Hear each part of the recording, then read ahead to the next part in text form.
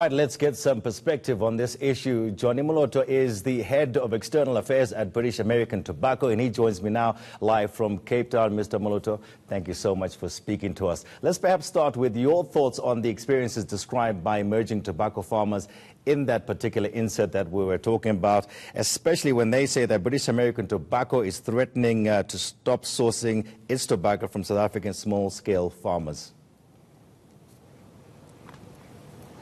Good evening, and thanks for offering us the opportunity to share a perspective. Firstly, let me clarify, we're not threatening.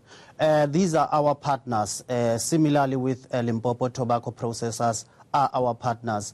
We're merely highlighting a very serious concern that all our businesses are equally threatened by the growth in illicit trade in tobacco.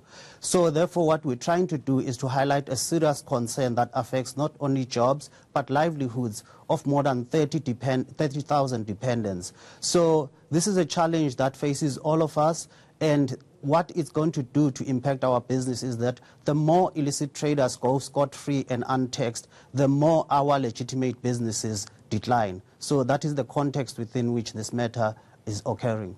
All right, thank you for clearing that up. Now, Econometrics, in a study commissioned by BAT South Africa, said tobacco excise revenue has dropped by 1.94 billion in 2 years, despite successive increases in tax rates. What's causing this drop in revenue?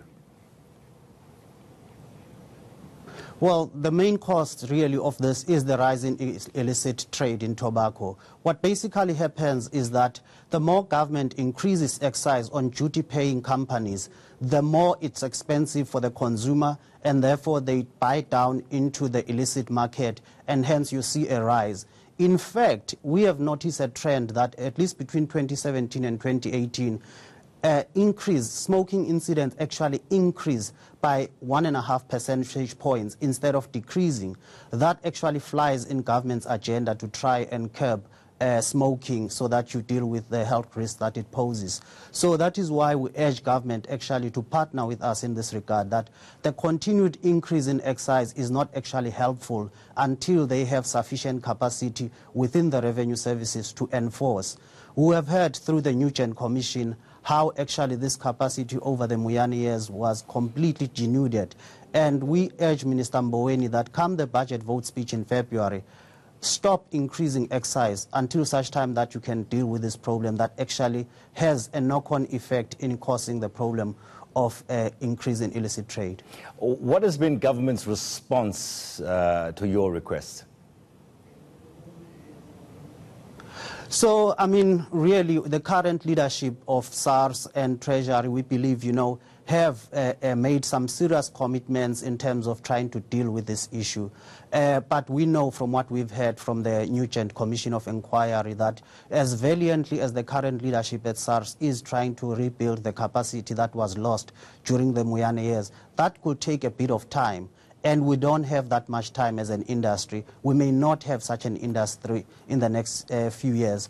Therefore, what we are pleading is that should we have at least an excise hold for the current 2 to 3 years, then we could have a situation whereby government can be able to rebuild the capacity that is necessary to deal with these crooks that continue to go scot-free in dealing in terms of evading tax.